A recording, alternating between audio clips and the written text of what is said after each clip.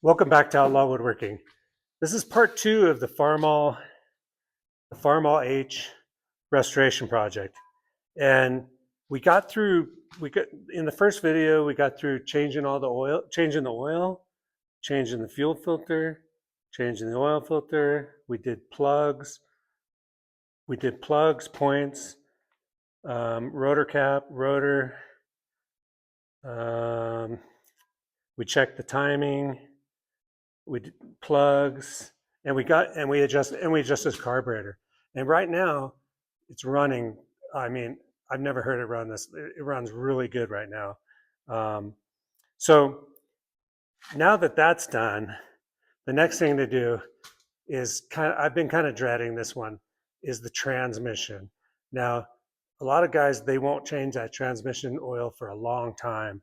And I do not know how long it's been since this transmission oil has been changed. So I'm gonna show you step by step, and I'll give you close-ups of how we're going to change this oil.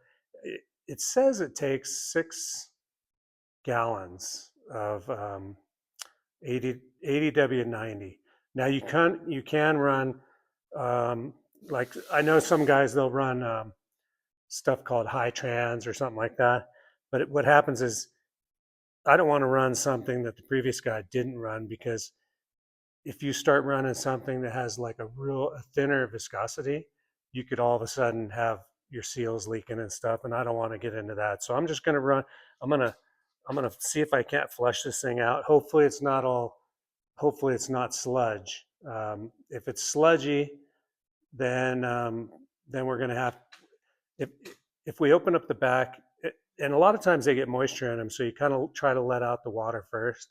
But if we open it up and it's really bad, like really sludgy, what we're going to have to do is get as much of that out as we can. Put the plugs back in, fill it with some diesel gas, and then go out and drive it a couple blocks, come back and see if we can't flush out that gunk. But I'm hoping that that's not the case. Anyway, yeah, let's get started. And this is all about changing the transmission fluid on a 1950 Farmall H. Let's get started. Okay, the first thing we need to do, this is the plug that we're going to be draining the oil from the back. Now there's two plugs, the back one and the front one. But we don't want this drag bar. The oil is going to come out, hit this drag bar, and go everywhere. So the first thing we're going to do is we're going to remove this drag bar. And we should be able to just take this bolt off here and slide it over.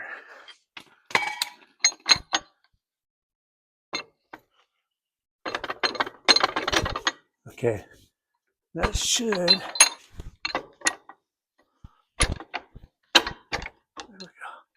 there we go. Should go the other way too. Looks like it only goes this way. Okay, it'd be nice if this bar wasn't here, but we're gonna try to put some kind of tray here with a bucket here. Now this right here is a square nut right here. And you can, if you have a 15/16 star socket, it'll go over this. But I've got 15/16, but not in a star pattern. So I'm going to have to use this crescent wrench to get this thing off. And it's pretty loose, which is good. So now I need to get some kind of tray to make sure I catch the sludge. Let me get a bucket. Okay, I've got a pretty big tub underneath this thing. Now we're going to see if there's any water in it. And the way you test for water, just barely open this up. And the oil will actually push the water down. So the water will always come out first. Now I'm hopeful that this thing does not start squirting at me really bad. And there's nothing coming out yet. So it's coming out pretty sludgy, but it's coming out not too bad actually. Actually, that's not terrible. At least it's smooth. Actually, I'm pretty happy with that. So that tells me that the old man probably changed the oil once a year when he was around. And because I've seen videos of a lot worse than this. Anyway, we're going to make sure this doesn't get all over my garage. And we'll let this drain out. And then I'll show you where the front plug is. Actually, there wasn't Surprisingly, there wasn't really any water in it. There's a lot of oil in there though. Actually, there's not. It's pretty thick, but there's no sludge, so I'm actually really happy with that. Okay, while the back one is still draining, this is the front one right there. So you kind of have a two. So if you look right there at the back one, you'll see this sump goes down, basically down here, but then it comes up and then it goes down right here. So most of the oil is going to the back, but you still have this little deep section right here. So we're going to go ahead and while the back is still draining, but it's draining really good. So no chunks coming out or anything. So we'll go ahead and crack this front one and get this one draining.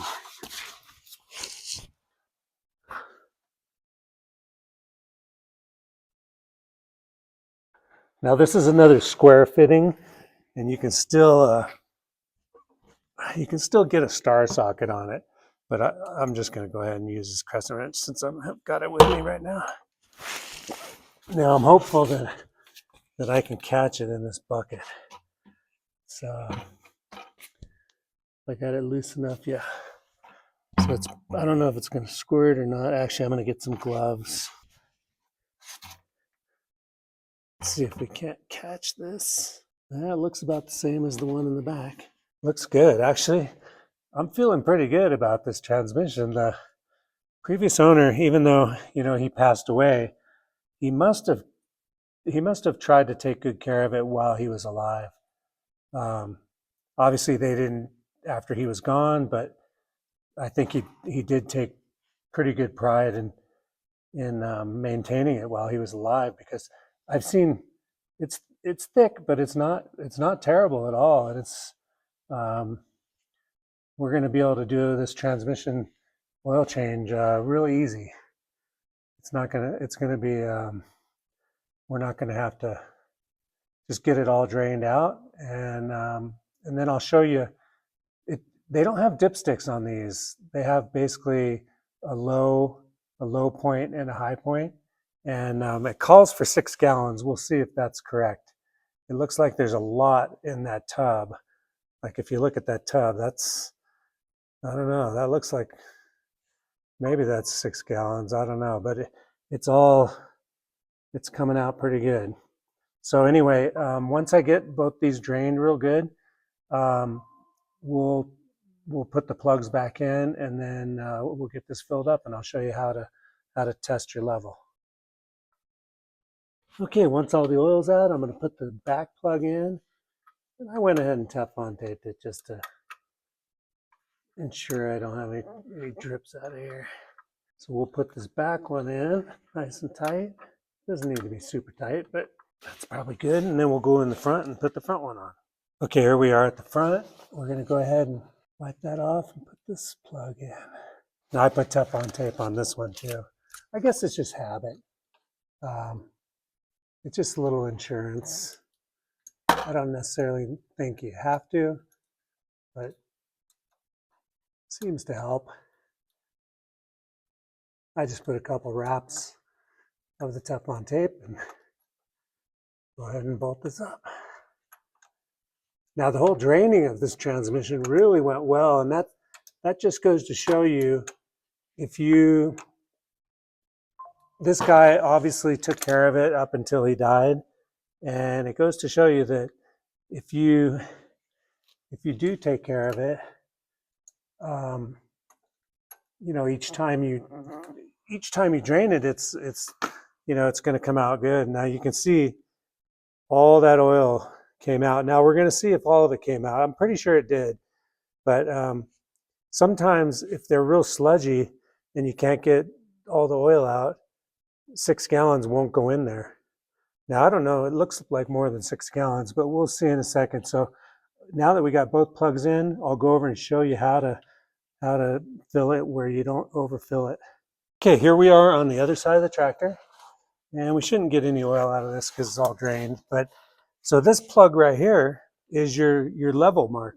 Now on the engine, it has a low and a high, so you don't want to have too much, you don't want to have too little. But in the transmission, and you just have this one plug.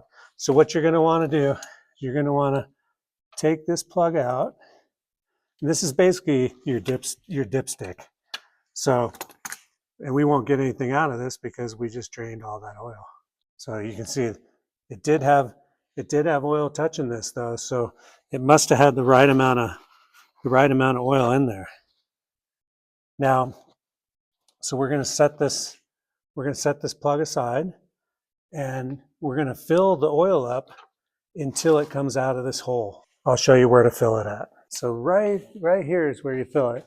Now you can use, I'm going to use basically it's a 3/4 drive on a 1/2-inch wrench to get that out of there. Now I notice there's some water around it from the rain because it's been raining the last couple of days.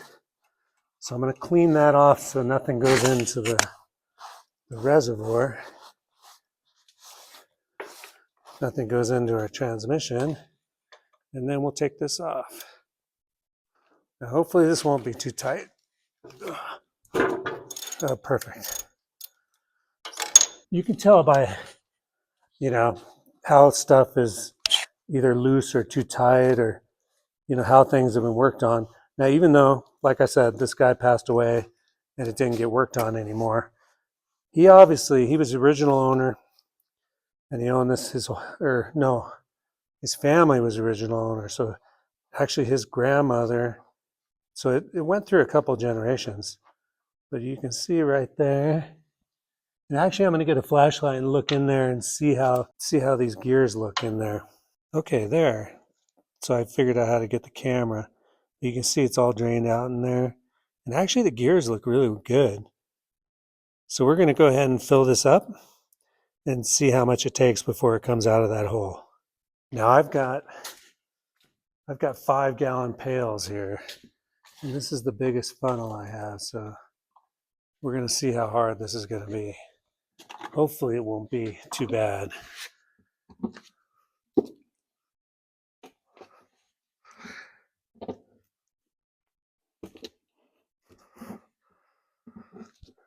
The oil jug does have a little bit of a spout,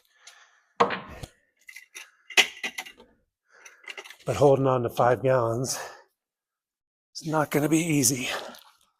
Let's see. Okay. Now this is this oil is Napa 80W90. So far so good, not too bad. It's just got to go in there faster than I'm dumping it. Supposedly it only takes 6 gallons. I really love working on these old tractors. I use it for relaxation. Obviously, the name of my channel is Outlaw Woodworking, but I like to do these things. It's relaxing, and it's fun to do something different. Lately I've been building cabinets for the last 2 weeks, and you kind of get where you want to do something different. I think this should be done. Well, in my case, I'm just playing around with this tractor. I'm not farming with it. But I think if you're farming with it, on a regular basis, you should change this transmission once a year. I know guys don't. Matter of fact, I was watching Farmall Fanatic or something, and he said, yeah, they don't change them every year. But I think if you were running it hard, once a year wouldn't be a bad idea. I'm going to take a look over there and see if anything's coming out of there. I don't think anything should be, but yeah, no, nothing's coming out yet. So, and we're almost done with this 5 gallons. I'm hoping it goes right to the 6 gallons, because if it goes right to the 6 gallons before it comes out that hole, that means I got everything drained out of there really good. Sometimes when they're sludgy and in really bad shape, you can't get 6 gallons in there because it, unless you get all that excess sludge out of there, it's taking up space in your transmission. And yeah, but I think in my case, the old guy, he did pretty good. So I think we're going to be able to get all of this out of there. Okay. So 5 gallons is in there. Okay, now I've transferred this into something a little easier, and I'm going to be able to, so right here is where it's going to come out, and I'm going to fill it in here. Now this is about almost a gallon, not quite. We'll see how much it takes. Okay, right here is a better view. Here's the hole. We're looking for this oil to come right out of that hole. And as soon as it does, then we know we have enough oil. So I'm going to keep filling up until that oil comes out of that hole. Now this is almost a gallon right here. So we're 5.5 gallons right now. We're approaching 6. So we'll see if it's accurate. This probably isn't quite a gallon, but it should be getting close. Oh, actually, I was on the. There it is. So we had exactly 6 gallons in here, which is wild. That was perfect. So this thing took exactly what they said. It took 6 gallons. That's awesome. And you basically just go until it comes out, and then cap her off. Now I went ahead and put Teflon tape on this too. Like I said, it's just a little security. Stuff's gonna drip. I mean, you're gonna have leaks in old stuff, but you make every effort you can not to. That's probably my philosophy. I'm not going to over tighten it, but that's it. So right there, that's basically it. We've changed the transmission fluid. We emptied out both the front sump and the back sump, and it took exactly 6 gallons. So that is awesome. So I'm gonna clean this mess up, and then we'll back this thing out of here. Of course, we can't forget to put the fill plug back in. Now I think I'm going to put some Teflon tape on this. I leave this tractor outside, so it's going to get rained on. So I think it would be better to seal this as good as we can so water doesn't get in there. It's funny, the daughter, I actually bought this from the daughter. And she was telling me that she actually learned how to drive on this tractor. I thought that was pretty cool. Sometimes the stories behind old stuff can be pretty cool. Anyway, this whole that's pretty good. This whole transmission change really went well. Okay, so far our little restoration project has gone pretty good. The first video, the tune-up, carburetor adjustment, all that went really well. She seems to be running really good. The transmission oil change went really well. There was no sludge in here, and it took exactly 6 gallons before it came out that hole. So I was really happy with that because, like I said, sometimes if the transmission, especially 75 years old, if it's full of rust or gunk, or it might only take 4.5 gallons or 5 gallons, and that's when things are pretty dirty in there.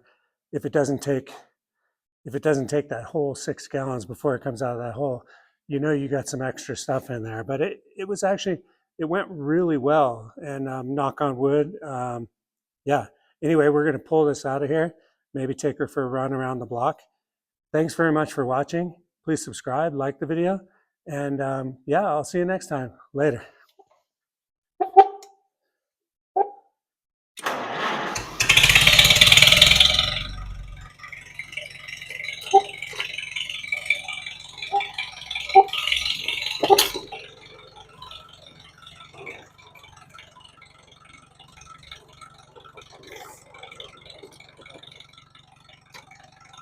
I do think the next thing that I'm going to do, though, is I'm going to do a carburetor rebuild.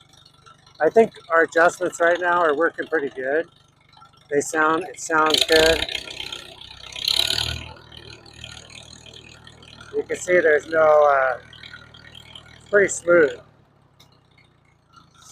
Anyway, thanks again for watching, and I will see you next time. Later. He goes, it's a working man. He's trying to make a living.